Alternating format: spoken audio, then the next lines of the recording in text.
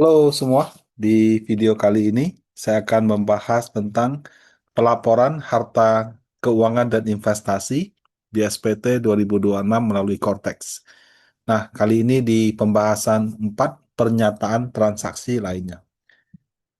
Bagian ini penting untuk pendahuluan, ya pendahuluan. Jadi bukan lapor penghasilan atau hartanya, tapi pendahuluan kalau kamu mau laporkan harta dan penghasilan. Karena kalau bagian ini tidak kamu centang dengan benar, eh, bagian penghasilannya itu nggak bisa kamu input, gitu ya, karena dia nggak muncul tabnya. Nah, sebelum sampai ke situ, kemarin kan di bagian 3 kita bahas ikhtisar penghasilan neto. Nah, itu bagian B-nya. Kalau kamu lanjut ke bagian C, kamu scroll ke bawah. Ini penghasilan neto setahun. Nah, penghasilan neto setahun ini itu adalah hasil input dari lampiran. Kamu nggak bisa input angkanya di kolom itu. Ya, di sini kan ada kolomnya. Itu nggak bisa diinput. Ini dia, kalau yang ini saya belum input, tapi dari beberapa bukti potong yang masuk itu sudah terpotong otomatis. Jadi sudah ada penghasilannya. Jadi dia kurang lebih terisi dari angka-angka itu. Apakah terdapat pengurang penghasilan neto seperti kompensasi kerugian atau zakat, sumbangan keagamaan yang dibayar selain telah dibutuhkan ini? Basically, kalau kamu nyumbang, ya, kamu memberikan sumbangan ke organisasi sosial, itu bisa menjadi eh, pengurang kamu punya PPh. Ada tapinya nih. Eh, Sumbangan itu hanya bisa ditujukan ke yayasan keagamaan yang telah mendapat izin dari pemerintah. Kalau dia nggak dapat izin dari pemerintah, walaupun dia yayasan keagamaan, nggak bisa. Karena nanti dia akan terbitkan semacam bukti potong di mana nilai tersebut bisa kamu pakai untuk kompensasi kamu punya PPh. Saya tidak pernah ketemu orang yang punya itu sih. Jadi saya sendiri juga nggak pernah, walaupun mungkin pernah memberikan sumbangan kecil-kecilannya, tapi saya nggak pernah dapat eh, surat atau keterangan dari lembaga yang dapat izin dari pemerintah. Jadi saya centang tidak. Nah, kalau ini hasil perhitungan, kemudian ini PTKP, kamu tinggal pilih saja K0, TK1, TK2 seperti itu sesuai kondisi. Nah, kemudian penghasilan kena pajak ini juga dihitung, PPh terhutang. Nah, apakah terdapat pengurang PPh terhutang? Nah, kalau kamu jawab iya, itu nanti mungkin harus masukin lampiran. Kalau tidak, itu lanjut ke pertanyaan berikutnya, gitu ya. Harusnya pengurang PPh terhutang ini sudah masuk di lampiran L1. Oke. Nah, ini bagian ininya. Saya kan waktu susun ini banyak nanya, Pak, saya dapat dari Shopee, Pak, saya dapat dari mana, jadi apa? Nah, itulah pengurang PPh terhutang Anda. Jadi dia bukan berarti dia sudah bayar pajak fullnya. Cuma dia ada potong. Ada yang potong 5%, ada yang potong 2,5%. Nah, kalau misalnya Anda punya PPh terhutang setelah dihitung-hitung, misalnya kurang bayar 20 juta, tapi sudah dipotong 15 juta. Jadi kamu cuma bayar 5 juta. Nah, jadi angka-angka potongan itu kalau kamu masukkan di sini, itu nanti menjadi pengurang kurang bayar pajak Anda, gitu. Oke, ini poin C ya. Nah, kemudian di nomor 2 ini, kalau misalkan sebelum sampai di sini kan di atasnya itu ada tombol biru posting SPT. Nah, kalau kamu klik tombol posting SPT itu, bukti potong putih potongnya malah akan muncul secara otomatis gitu. Nah, kalau yang kantor waktu saya susun ini terus terang belum selesai bukti potongnya, jadi nggak muncul. Tapi yang saya dapat dari misalnya saya jadi pengajar, saya jadi asesor, itu malah sudah masuk gitu ya. Nah, mohon maaf sebentar. Sini dia. Maaf ya. Iya. Mohon maaf. Lanjut lagi. Nah, kemudian kredit pajak ya, kredit pajak tadi sudah saya jelaskan. Jadi kalau kamu centang eh, di di posting SPT itu akan keluar semua. Nah, di DJP online terus terang juga sudah ada. Cuma DJP online itu dulu pernah ada error. Jadi bukti potong pajak yang bisa dipakai untuk memotong kita punya kewajiban PPh itu adalah bukti potong yang pajaknya progresif. Kalau pajaknya itu final, kayak bunga deposito, saya pernah muncul, habis itu hilang. Itu nggak bisa. Kenapa? Karena bunga deposito pajak final. Jadi bukti potong PPh itu basically ada yang final, ada yang progresif. Yang bisa kita pakai itu yang progresif, ya, yang tidak final bahasanya. Nah, oke. Kemudian kamu lanjut lagi ke bagian bawahnya, bagian D kredit pajak gitu ya. Nah, ini kalau ditulis, apakah PPh telah dipotong oleh pihak lain? Nah, kalau kamu klik ya, nah ini contoh ini yang sudah dipotong nih. Jadi saya kebetulan pernah dapat dari A, dapat dari B, dapat dari C. Nah, itu sudah dipotong 3.800.000 misalnya. Nah, apakah itu berarti penghasilan saya dari ABC sudah selesai? Oh, enggak. Dia cuma potong 2,5% kalau kamu misalkan apa namanya? Kamu misalkan adalah eh, apa eh, pekerja bebas gitu. Tapi kalau kamu punya tarif pajak 30, 35%, 15% atau berapa, ya kamu harus bayar selisihnya. Oke. Angsuran PPh 25, biasanya yang angsur-angsur itu perusahaan. Kalau perorangan sih jarang ya. Nah ini, apakah Anda menerima pengembalian pengurangan kredit PPh luar negeri yang telah dikreditkan? Ini biasanya ini, misalnya kamu di Singapura gitu ya, punya apartemen, kamu sewakan. Di beberapa kasus mereka potong pajak. Nah, karena Indonesia dan Singapura punya tax treaty, eh, pajak yang dipotong di Singapura itu bisa kamu jadikan sebagai pengurang. Nah, cuma harus harus memastikan tempat negara tersebut sama negara Indonesia punya perjanjian pertukaran pajak. Kalau nggak ada ya nggak bisa, gitu ya. Nah, kemudian eh, kalau kamu klik konsep SPT, ya, eh, kamu eh, keluar gitu ya. Ini di bagian 1E ya, daftar bukti pemotongan PPh. Nah, ini contoh nih misalnya. Saya menjadi pengajar misalnya di asosiasi. Saya menjadi asesor di lembaga sertifikasi. Saya juga kadang-kadang diundang menjadi apa narasumber di OJK. Kemudian ini kayaknya saya pernah diundang sama Trans TV deh. Dikasih uang apa transport 500.000, diminta KTP, dipotong juga di situ. Jadi apa? Jadi semua bukti potong yang mereka kasih ke saya itu sudah terinput otomatis. Kalau DJP online dulu setengah-setengah, ada yang masuk, ada yang enggak. Sisanya saya masih input sendiri gitu. Nah, kalau ini otomatis sudah keluar. Nah, termasuk juga tanggal-tanggalnya. Nah, ini contoh seperti itu. Itu yang saya katakan tadi. Yang mereka potong itu kebanyakan 2,5%. Nah, 2,5% itu standar untuk penceramah, penceramah, pengajar, narasumber itu memang 2,5%. Jadi dia misalnya kasih 1 juta rupiah, dia ada DPP, DPP-nya 50%. Kemudian dari DPP 50%, tarif pajaknya 5%. Nah, DPP itu dasar pengenaan pajak. Artinya untuk kategori pengeluaran ini dianggap yang kena pajak cuma 50% dari yang dibayarkan. Jadi kalau dia 1 juta, DPP 50%, kemudian tarif 5%, 1 jutanya kali 50% dulu 500.000, baru 500.000 kali 5%. Nah, itu dapatnya 250.000. Sorry, 25.000. Ya, benar 25.000. Nah, kalau 25.000, nah itulah yang dipotong. Makanya saya bilang 2,5%, karena 25.000 dari 1 juta itu 2,5%. Nah, tapi kalau yang affiliate Shopee, kemarin ada yang kasih saya lihat contoh, DPP-nya 100%.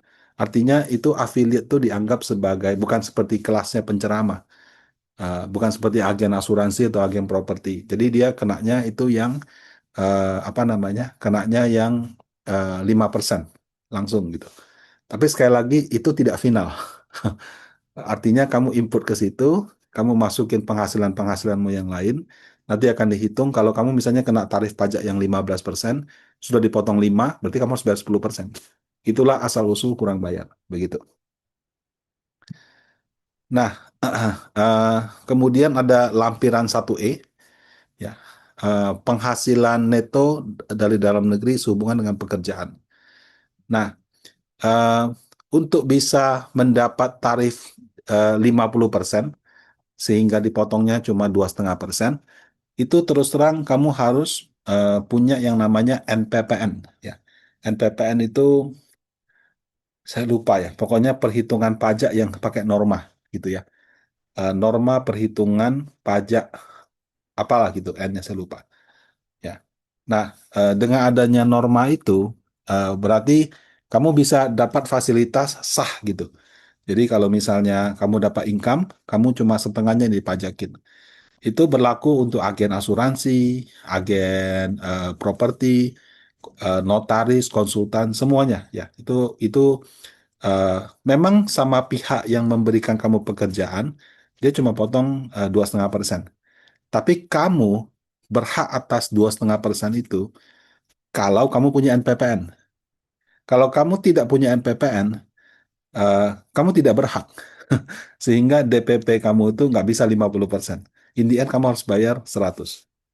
Nah, cuma untuk NPPN itu harus diajukan per tahun sebelum 31 Maret 2002 di tahun tersebut. Jadi contoh sekarang 2026, kalau kamu mau dapat fasilitas NPPN, kamu mesti apply dan di-approve sebelum 31 Maret 2026. Kalau kamu tidak apply itu, maka atas income kamu di 2026 itu tidak berhak atas DPP. Nah, sehingga kalau misalnya si pihak itu potong 2,5%, DPP 50-nya nggak berlaku, kamu harus ngakuin 100%. Nah, itu. Nah, Pak, saya nggak tahu Pak ada NPPN. Betul, mostly nggak tahu. Saya pun tahunya kenapa? Karena saya nulis buku di Gramedia, Gramedia bayar royalti, kemudian Gramedia bilang, semua penulis harus lengkapi NPPN sebelum tanggal sekian. Kalau tidak, kami potongnya nggak pakai DPP gitu. Nah, baru saya apply. Saya apply, oh rupanya NPPN maksudnya itu. Saya tahunya dari situ. Nah, kalau yang telanjur bagaimana Pak? Ya di sini ada kolomnya. Kalau di kolom D di lampiran satu ya penghasilan neto sehubungan dengan pekerjaan. Kalau yang tadi itu bukti potongnya, ini penghasilannya ya. Jadi eh, misalnya contoh nih, kamu dapat eh, penghasilan, contoh saya dapat dari OJK misalnya. Nah, ini saya cuma masukin angka sembarang ya, 10 juta gitu ya. Nah, pengurang penghasilan brutonya ini saya masukin 5 juta. Kalau kamu dapat bukti potong pajak, ini ada di kolom bukti potong pajak yang dari kantor. Tapi kalau misalkan yang saya dapat, misalnya yang kamu dapat dari Shopee gitu, atau dapat dari lembaga seminar, misalnya kamu menjadi pengisi penceramah gitu ya, 10 juta, DPP-nya 50%, ya kamu input aja 10,5, ini keluarnya 5. Nah, sehingga bukti potong yang 2,5% itu sama kamu punya penghasilan klop. Kalau kamu masukinnya 10 juta, ininya nol, sehingga ini 10 juta, dia potong 2,5%, harusnya kamu lapor penghasilan kamu 5 juta. Tapi dengan memasukkan ini nol, itu jadi 10 juta. Nah, itu. Ini menurut saya bisa jadi solusi untuk orang yang 2025 lalu lupa mengajukan NPPN. Ya, oke. Nah, ini tadi sudah saya jelaskan. Jadi, eh, pokoknya kalau kamu nggak ada, kamu kalaupun dipotong 2,5, selama kamu tidak mengajukan NPPN, itu kamu tidak berhak sebetulnya. Nah, bagian E dan F ini bisa di skip. Jadi kalau kamu kurang atau lebih bayar, itu biasanya ada centang-centangannya, ya. Pembetulan, jika statusnya pembetulan. Nah, yang G ini permohonan pengembalian. Kalau kamu lebih bayar, itu biasanya dikasih cuma dua pilihan. Permohonan pengembalian, pendahuluan, satu lagi apa gitu. Intinya sih, yang satu dia cuma verifikasi aja, satu lagi dia periksa kalau lebih bayar. Nah, pemeriksaan itu kalau nggak salah di atas 100 juta baru baru ada pemeriksaan. Kalau di bawah 100 juta tidak. Jadi kalau yang lebih bayarnya kurang dari 100 juta, kamu centang aja yang permohonan pendahuluan, ada kata pendahuluan. Nah, kamu harus centang juga rekening bank. Rekening banknya kalau nggak muncul, kamu harus masuk ke website di SPT-nya, di portal saya, kemudian kamu upload gitu. Ya, kurang lebih seperti itu. Oke, kemudian bagian H, angsuran PPh tahun 2025. Apakah Anda hanya menerima penghasilan teratur berkewajiban angsuran? Ini sekali lagi tidak ya, karena yang saya tahu yang bayar angsuran itu kebanyakan itu corporate. Kalau perorangan sih, saya belum pernah ketemu orang yang bayar angsuran. Apakah Anda menyusun perhitungan sendiri angsuran PPh tahun 2025 berikutnya? Enggak juga. Jadi cara kerja corporate itu beda sama perorangan. Corporate itu bukan ada uang berapa bayar pajak berapa. Jadi mereka Kan 2024 misalnya sudah punya penghasilan. Mereka bikin estimasi, asumsi kalau sama 2025 sama dengan 2024, maka setiap bulan bayar segitu. Mereka sudah angsur. Nah, kurang lebih cara kerja angsuran seperti itu. Ya kalau perorangan kan enggak. Kamu terima berapa, bayar berapa. Dapat bonus ya potong bonus. Kamu dapat THR ya potong pajak THR. Kamu nggak dapat cuma gaji doang ya sudah gaji doang. Nah kalau perusahaan itu kan hitungnya setahun sekali. Jadi mereka sudah angsur ya. Tapi sekali lagi ini kebanyakan untuk perusahaan. Kalau perorangan sih jarang. Ya. Jadi jawabnya sih tidak aja. Oke. Kemudian, nah inilah yang paling nanti-nantikan. Jadi di Indo SPT itu A, B, C, D, E, F, G. Nah, sampailah di nomor I.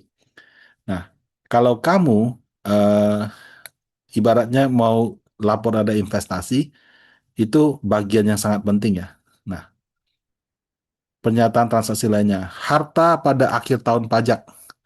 Nah, berarti ini biasanya kamu centang iya, itu muncul L1. L1 kan sudah otomatis. Apakah Anda memiliki hutang pada akhir tahun pajak? Kamu kalau centang iya, itu juga ada di lampiran L1. Hutang-hutangnya juga dimasukkan di situ. Apakah Anda menerima penghasilan dikenakan pajak penghasilan bersifat final? Nah, kalau kamu punya investasi saham, kamu taruh deposito, kamu beli ori, ya, kamu punya kripto, ini harus dicentang iya. Kamu tidak centang iya, penghasilan kamu dari situ nggak bisa diinput. So, saya ulangi ya. Jadi kalau kamu punya deposito yang dapat bunga, bunganya kena pajak final. Kamu punya obligasi, kamu dapat kupon, kuponnya kena pajak final. Kamu punya apa namanya obligasi FR, kamu jual, ada untung, untungnya kena pajak final. Nah, kemudian kamu punya saham, kamu punya kripto, kamu kalau jual itu kena pajak final. Jadi kalau misalkan eh, kalian punya aset-aset tersebut dan menerima kupon, menerima bunga, melakukan penjualan, centang iya. Ya. Kalau kamu tak centang, nggak bisa isi. Apakah Anda menerima penghasilan yang tidak termasuk objek pajak? Kalau kamu punya reksadana, reksadana itu bukan objek pajak. Kalau kamu punya Indon, Indon itu obligasi FR yang mata uangnya dolar, itu juga bukan objek pajak. Nah, kalau kamu punya reksadana, kamu pernah jual untung, pernah terima bagi hasil, kemudian kamu punya Indon, terima kupon yang dolar, pernah jual juga ada untung, maka harus centang iya. Kalau nggak centang iya, nggak bisa lapor. Ya. Apakah Anda melakukan biaya penyusutan amortisasi? Biasanya di corporate, ini bisa jawab tidak. Apakah melaporkan entertainment bla bla bla? Nah, entertainment, biaya promosi, penggantian atau imbalan dalam bentuk natura, dan atau kenikmatan, serta piutang yang nyatanya tidak dapat lagi. Terus terang saya kurang ngerti ini apa. Eh, Biasanya ini juga untuk perusahaan sih. Karena perusahaan itu kalau entertainment ya, biaya entertainment itu ada isi form khusus. Jadi kalau kayak saya di kantor, form entertain, jadi saya kalau keluar uang misalnya untuk makan-makan sama orang kantor, keluar uang untuk treat nasabah makan, itu formnya beda. Kalau kantor punya yang kantor, kalau treat nasabah namanya form entertain. Itu harus cantumkan, oh kita makan sama siapa, apa gitu. Nah, itu yang dimaksud seperti itu. Sekali lagi itu untuk corporate gitu ya. Apakah Anda menerima dividen atau penghasilan lain dari luar negeri dan melaporkannya sebagai penghasilan tidak termasuk objek pajak? Nah, ini kalau misalkan kamu punya investasi saham di luar negeri, mau perusahaan TBK, perusahaan non-TBK, kamu jual saham itu, kemudian kamu terima dividen misalnya, nah ini kamu jawab iya, gitu. Nah, kelebihan final atas penghasilan usaha dengan pengembalian. Eh, Pengembalian. Oke, ini mungkin untuk usaha juga ya. Jadi dia tercampur antara usaha sama perorangan, makanya bacanya agak bingung. Nah, jadi sekali lagi pernyataan transaksi lainnya ini bagian yang sangat penting. Kalau tidak kamu centang, tidak jalan. Oke? Nah, bagian 4 sampai di sini rasanya udah cukup panjang juga. Kalau misalkan ada pertanyaan atau apa, bisa di kolom komentar ya. Di IG saya juga banyak pertanyaan. Kalau mau jawab di situ, mungkin saya juga bisa respon lebih cepat. Demikian, terima kasih. Semoga sehat selalu.